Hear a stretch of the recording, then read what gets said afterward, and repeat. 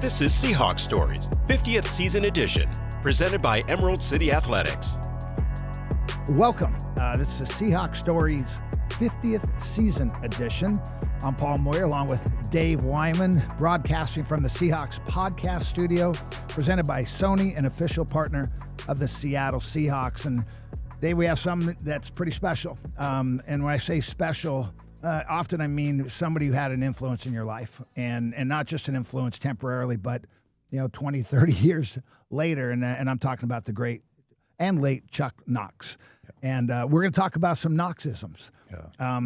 I've been thinking about this segment for a while. It's been exciting. I got to be around Chuck for 9 years, 7 as a player and 2 as a coach. Really fortunate that he gave me an opportunity when I got injured my last year, and he said, hey, we want to get you on our coaching staff and see if it's something you want to do. So I was really blessed. And I think about even today, Dave, I still use the Knoxisms when I coached youth football. I do it in my business for our employees. Yeah. Matter of fact, I'm going to throw the first one out because there's so many of them. There's actually a book. I know our producer, NASA, went and grabbed some of the Knoxisms. There's actually a paperback of all of his sayings there. Right. But the one that I still do all the time is it's better to be 30 minutes early than 1 second late. Yeah. Chuck was big on be on time, be professional. And I thought his Knoxism was to teach us as men how to become men, because we're young, right? We're 21, 22 years old, coming out of college, and now you're in the NFL with a paycheck and responsibilities. And I still do that one to our employees. I said, hey, you don't walk in 1 second late. It's disrespectful to everybody. Right. I do remember one player, I'm not going to call him out. He's no longer with us. And you'll remember, he always has a smile on his face. Actually, I'm going to call him out. It was Nesby Glasgow. Uh-huh. And Nesby, he would walk into my meetings. I was coaching at the time, and he would come in and he'd have a cup of coffee. Always with the coffee. Cup of coffee, smile, and he was always late. And I go, Nes, it's better to be 30 minutes early than 1 second late. He never quite got that one. But just your thoughts, man. I know we're going to go through a bunch of these Knoxisms, but maybe some of your faves. Yeah. First of all, I would say, other than my own father, he had the biggest influence on me as far as a older male role model. Chuck, everything that he said was so pure. And I remember I wrote an article about Chuck in 1990. I think I was hurt, of course. And so I was writing for the paper, and it was a Seahawk magazine or something like that. And one of the things I said about Chuck was that he was like the Mona Lisa, that wherever you stand, it looked like he was looking at you. And then whenever he made an example, you swear he was talking about you. You're like, oh man, do I do that? And that kind of just being aware of being a professional, and that he taught me so much from that. But yeah, I was never late for one single meeting in the NFL. I'm late all the time now, but back then, man, I remember breaking every law you could break to get to a meeting that Chuck was going to be, of course, speaking at, to get there on time, because he just instilled that in you. And so, yeah, there are so many different things, but one of the things, that kind of relates to the whole Mona Lisa thing, you always thought he was looking at you. You always thought he was talking about you. And he would always go, this guy over here, he thinks he's watching film. He's not, man. He's just watching the game. I'm like, is that me? I think he's talking about me. How did they know I didn't watch film last night? Yeah, but he'd always be like, this guy over here. And I'm like, yeah, that's probably me he's talking about. So. He would, just to elaborate on that, because he would come out to practice, and he would wear his baseball cap, and it was down just low enough, and it was kind of shadowed, so you couldn't see necessarily his eyes, and he would overlook the whole team as we were stretching. Yeah. And every player thought he was looking at him. Yeah. And for those who don't know the Mona Lisa, what's the one Disneyland ride where the ghost one, the haunted mansion? Uh-huh. When you go in through there and you start to go to the next level or whatever after you're in the cart ride, and that they have that one picture, that one any painting that looks at you the whole way and follows you. I always thought that was Chuck Knox. But Chuck also commanded respect. I mean, when he walked in the room, the place went silent. Yes. And it's, I think probably Mike Holmgren had that as well. Just a couple things before that, on Chuck Knox. He spent 9 of his 22 seasons coaching. I was a huge Ram fan before he went to Buffalo. And then my first year, he came from Buffalo to Seattle in 1983. Took us to the playoffs for the very first time in 1983.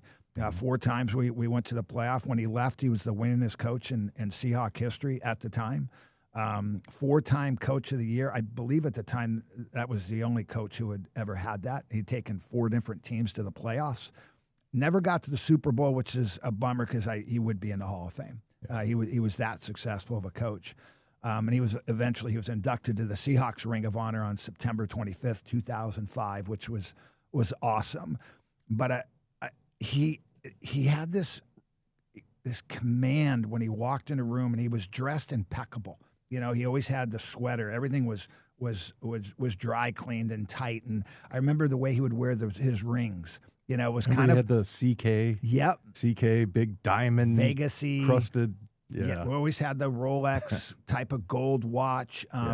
When he was a LA Ram coach, he was pretty well connected with those guys. I mean, the stars, probably the old Frank Sinatra's of the world, knew about Chuck Knox. Right. So whenever we went in to play the Raiders at the time when they were in LA, Chuck would spend a little more time away from the team and come to the he would come to the late team meeting feeling pretty good. Yeah. He liked a couple of scotches there at the time too. So, but just I want to go through some of these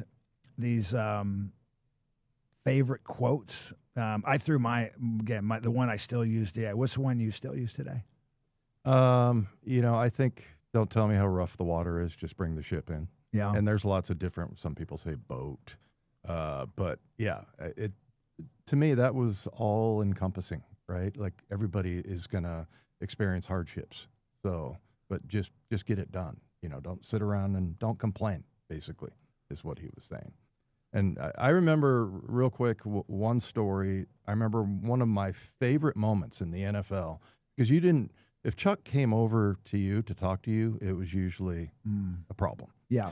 And I remember when I got traded to the 49ers, I failed the physical, I came back, and then I played well in 1988. And about halfway through, I was walking past him in the hallway, and I'm like, oh, please don't recognize me. Please, I was just afraid that, he was going to say something negative or whatever, and you never wanted to hear from Chuck. And he said to me, I am so glad that worked out, you're staying here and you're playing great football. And I was like, that was one of my favorite moments in the NFL, just getting that kind of praise from Chuck, because he didn't give it out a lot. No. And when he did, it was special and it was memorable. Yeah, he didn't call out players. He did what you said. He would talk about a moment, and everybody thought that he was talking about you. Right. From a negative standpoint, he usually would pray. He didn't give praise for doing your job. He gave praise for extraordinary performance, right? Yeah. And he wanted to create an environment that you wanted to make plays. He wanted to be a part of that. I kind of had the same experience, Dave. I mean, I end up coaching with him, and I tell the story. I go, I think he spoke to me 4 or 5 times in my career. Mm-hmm. One of them was 1983, my first year. He walked up to me, says, "Welcome to Seattle. Nice to have you." And I was like, I was starstruck. It was Chuck Knox. I grew up an LA Ram fan, down in Orange County. I mean, he was the guy. And then in 1984, we were playing preseason. I knew I'd made the team and stuff. And it was the last preseason game. There's a guy that came across the middle, and I kind of just wrapped him up. I didn't really hit him. And he said, "Hey, you know why you're here now, right?" It was just like 2 days later when we got back to camp. And I said, "Coach," and he goes, "You're here to hit people. Don't let me say that again." Yeah. And okay, gotcha. 1988, we're playing Houston, Warren Moon. I intercept a pass in the end zone, and we end up winning the game, kind of partly because of that. And he walks up and he goes, "Hey, that interception couldn't have come at a better time." And I'm thinking, wow. And I remember when I had the interception, and this is, again, you wanted his praise. They had the film of me going down the sideline right past him. I kept rewinding it to see if he was excited. Yeah. And he was. Yeah. And then finally, it was 1989. I had basically needed to retire because of my neck. And he said, hey, you've had a great career. He goes, I think you should retire. Yeah. And how would you like to join our coaching staff? And I'm like, huh? That was interesting. I got to know him much better when I was a coach. I was around him a lot more in meetings and stuff. And he was a great mentor. Another one that God, there's so many great ones out there, Dave. These are famous people. Seahawk fans can remember some of these. Play the hand you're dealt.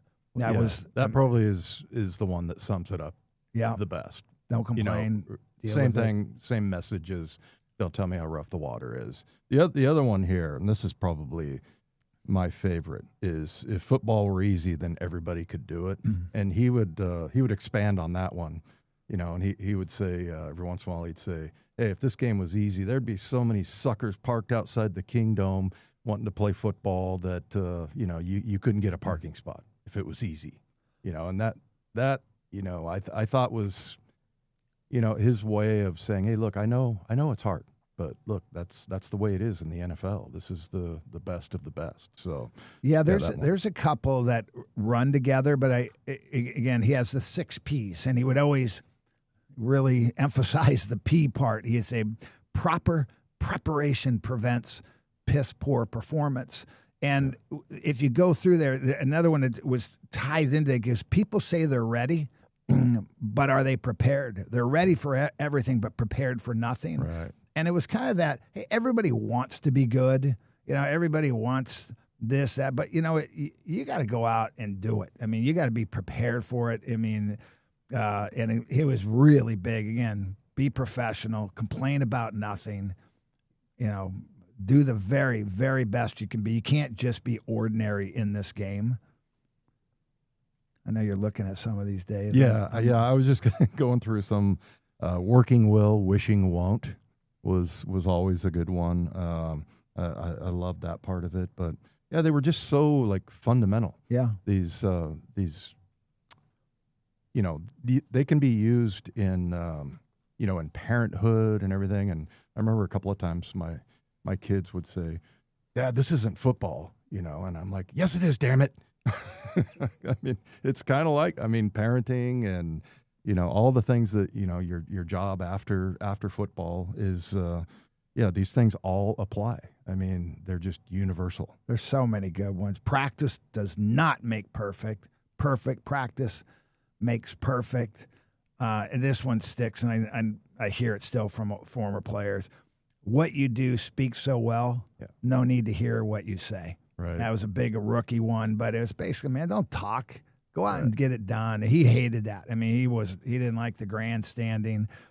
And I would say, look, 98% of us, man, we were intimidated by Chuck. Yeah. Again, he walked in the room. You wanted his praise. You were worried, about being scolded. I only had to go up to his office one time. I was it was a good excuse why I was late, but I missed a morning meeting, the only one I ever missed. And then another one where I was a few pounds overweight, and he said, hey, now, what's going on with that? And I'm like, well, I don't know, I'm at 6% body fat. I don't know what else to do. And they didn't understand it back then, but you were so fearful going up those stairs, having to deal with them. But then he had his guys who were not afraid of him. I mean, Kenny Easley, Jacob Green, Dave Craig, probably Steve Largent. But I think Dave, Jacob, and Kenny, he really, made them the leaders of the team and felt I think he could confide in them. Right. But these Knoxisms, man, they stand a test of time. You can go through, again, there's hundreds of them.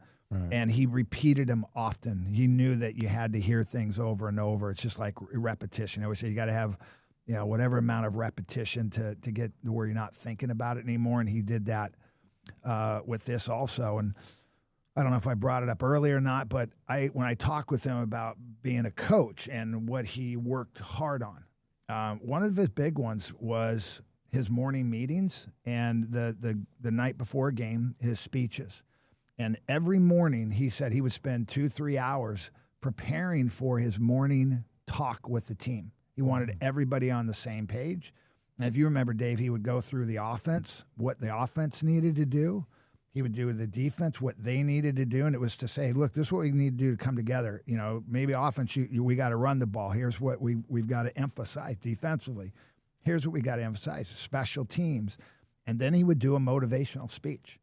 And he spent hours on it. And so for anybody, they would say, hey, you know, how do you be a great coach and things? Those are the thing, man. It's the Knoxisms, man. It's just you got to go and put your time into it to become the very, very best you can be, even if it's sitting in front of your team for the 500th time. How do you make that special? And I always got fired up, Dave. I know some guys went like, you know, after a while. He never once did not fire me up. Yeah. Yeah, you know, you mentioned it, that my rookie year, the very first meeting ever, when he walked in the room and everybody just went dead silent, I was looking around like, holy, I've never seen that before.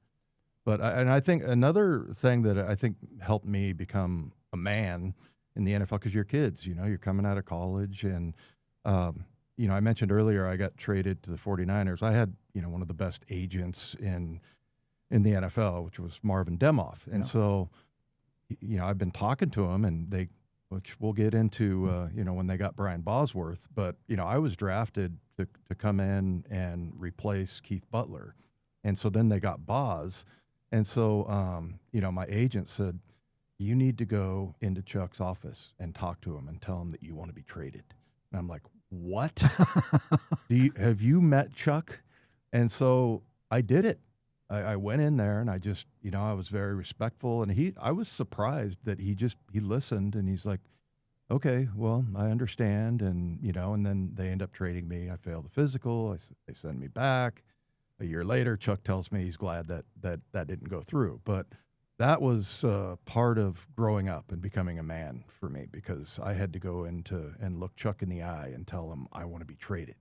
That was tough, man. That took a lot to. That would be. Honestly, Dave, I don't know if I could do it back then. I don't know if I could do it today. I mean, he really was that intimidating. Even though he's such a nice guy, when you got him away from football, and maybe a cocktail. But when I was coaching, I mean, he would let his guard down every once in a while, not often. I mean, you want some intimidating meetings going into, the nights of the round table. We would have our own room. Chuck was always at the head of the table. Same thing. We're all laughing as coaches. He walks in the room, pin drop. Everybody shut up. No one really challenged him. Rusty a little every once in a while. Yeah. George Dyer would do it as well. Almost nobody else. Joe Vitt could. But he never did. He knew his place. And, it was I've never been around somebody like that where, again, I think it was orchestrated as well. He wanted that type of aura, because when he would finally, everybody's talking in the, you got 60 guys in a room. Everybody's joking around. It's loud. And then down the corridor, you knew, because it started to get quiet, and then he would have kind of an entourage come with him. He never was by himself, right? And then he'd walk in the room, and usually the coaches, they would start to spread out, and there were some intimidating times, man. But what a great coach! He really was a fantastic coach. He really was a great coach before he became a head coach. He was a great offensive line coach. Yeah, that's what I remember. He used to put his hat on backwards and get down there and teach offensive line play. But I mean, he was very consistent, and that's one of the messages you have to have as a coach. You have to treat every player the same. You have your standards. Another one for me, and I use this a lot when I was parenting, don't piss in my face and tell me it's raining. Love that one. I mean, it's kind of crude, but me. I mean, that is just, don't BS me. Come on. You and I both know that this is BS, what you're telling me. So let's not embarrass one another. And you tell me the truth. I'm going to speak real soft so you can listen real hard. there's the other thing about it, he was innovative. When it was ground chuck when I first got there, and then in my second year in '84, we lost Kurt Warner, the opening game of the season, and we became, Air Coryell, overnight. I mean, we were throwing the ball all over the place with Chuck, and so Chuck would adapt. There was, Dave, you remember this too. There's a lot of coaches that just do the same thing over and over. And that's why he wanted to try and make it at least sound different or feel different. That's why he worked so hard in the morning speeches. But he was about winning. He was very competitive. They had an NFL deal. I don't know if it was a Jenny Craig or whatever, but it was to lose weight for charity. And they took, probably the 10 most popular coaches at the time. I think Joe Gibbs was one of them, and then Chuck. And Chuck won it. I mean, he lost so much weight it looked kind of eerie. Yeah. But he was. Everybody says they're competitive, but there are some guys who go, that he's competitive. He was going to win. He was going to win. And so now let me fast forward, a few years, or actually I might have been backwards a few years, because I think this was probably like 1990 or 91. But 1988, we're playing the Cincinnati Bengals in the playoffs. Yeah. And they have the first real no huddle, hurry up offense. And so they wouldn't let you substitute on third down defensively. And so we're going to the playoffs. Luckily, we had a week off because we had won the division that year. And Chuck had a game plan. He said, hey, we're going to get our personnel on to match their personnel. And the way we're going to do it is we're going to have Joe Nash. Poor Joe. I'll let you tell the story. You know it better. But Joe Nash, and for those who don't remember, we're going to tell the story. For those who do, it's bring back some history. He would have to fake an injury. And then partly because Joe, we could get him off the field and put in another pass rusher or another defensive back to match up with their third down package. And there's nothing in the rules against it. I mean, you couldn't call him really, you're faking it, because you're faking injury, and so you're faking it would be a problem.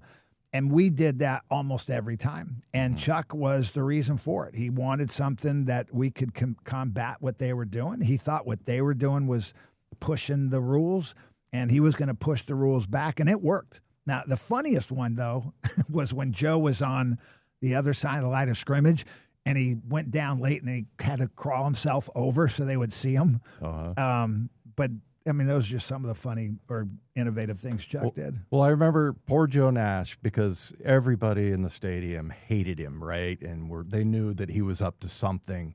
But I remember one hand up was Joe, and two was Boogie.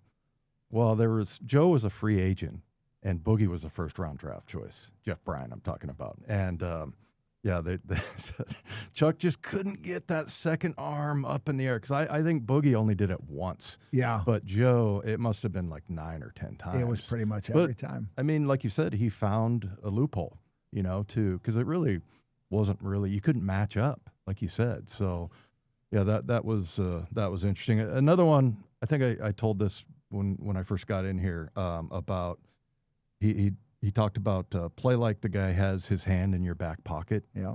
So we had like a thud drill, meaning you're going to take on the blocker, and then you're going to get to the running back, and you're going to let up. You're just going to kind of tag him off. Well, we had a running back, Tommy Agee, who was just running through everybody, making everybody look bad, right? So finally I go up and just blast him and knocked him on his butt, and Chuck comes over to me and goes, hey, we're trying to get something done here, Dave. This is thud tempo, blah, blah, blah. And I go, Chuck, he's got his hand in my back pocket. And he didn't say a word. I loved it. Yeah, I think he did. And he was like, kind of shook his head, turned around, walked off, and didn't do it again. But, yeah, I mean, I think he understood that. And I thought he really appreciated the fact that his little quips that he had were kind of coming back at him, and that was just a way of explaining, hey, he's making us look bad. So, yeah, I think he appreciated that. I think he appreciated anybody who, because he was uncomfortable. I remember when I was coaching, I was in the room all alone with him. He would get a little uncomfortable and say, where's Joe? Because he was very comfortable with Joe Vitt. Joe Vitt. Yeah. And I remember one time Joe Vitt said, hey, you got to go pick Chuck up at the airport. And I'm like, I'm not picking Chuck up at the airport. I got to drive the whole way. What am I going to talk to him about? Yeah. This was my first year coaching. And he was, again, had that intimidation. So my first year coaching, I'm running the scout team. The first 2 years until I took over as the position coach.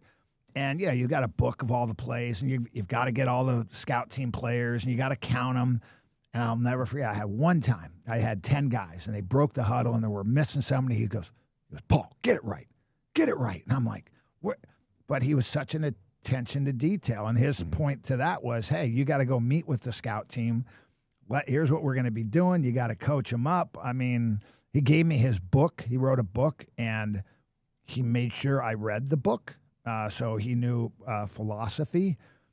And I've never been around a coach that I believed we were going to win when he thought we were going to win. He just instilled that confidence. This is 1984. We're playing the Raiders, and we're beat up. We don't have a running back. We can't run the ball. We've got, I don't remember who's playing, Abramowitz or somebody at tackle. They've got Howie Long and Alzado, and they've got everybody. We can't block anybody. And he had a game plan. He said, we're going to run this ball 50 times. We're going to run it I think we threw it, 9 times, got sacked 6. I mean, it was one of those crazy ones. We won 13-7 or 13-6. But he talked about what we were going to do in that game plan and how we were going to beat them. And every guy believed it. And I thought that was his greatest strength. I mean, he was just a master motivator. He was innovative. For people who thought he wasn't as ground chuck, no. He was, we're going to find a way to win. And he wasn't afraid to say, I made a mistake. Yeah. In 1990, we went to the run and shoot. I don't know if you remember that, Dave, but we tried the run and shoot. We practiced it all off season, all through camp. We played the Chicago Bears, the opener, I think. My memory's not perfect, but close enough. And we lay an egg. And the next week is, we're going back to our old offense. And we did, and it was okay. Yeah. So special guy, though. Special guy, great coach. And, probably should be in the Hall of Fame. But, to be in the Hall of Fame, you got to get those Super Bowls. And he just couldn't quite get there and win one, which was unfortunate. But this NFL season feels every play, every hit, every moment with the Sony 1000X M5 noise-canceling headphones, the official headphones of the Seattle Seahawks. With premium noise cancellation, you're in the zone. No distractions, just pure football. Whether you're in the living room or on the go, you'll never miss a beat with Sony headphones. So any last words about Chuck?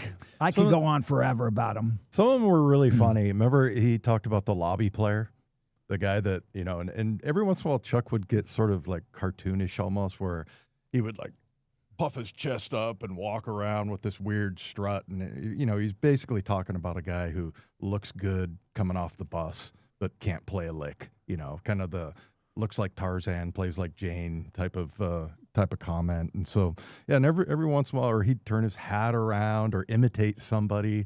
So, yeah, there were some times that, and I remember it being truly funny. It wasn't like I was laughing because I was afraid Chuck would get mad at me or anything. But, yeah, he could have his light moments every once in a while. And everybody, those guys, I mean, I remember by the time I got in there, guys like you, Paul, and Joe Nash and Jake, those guys, Boogie, those guys Jeff had Bryant. heard all of those stories. Yep. They've heard all of them, but they always bought in. And, I don't ever remember, guys sitting around, dogging Chuck.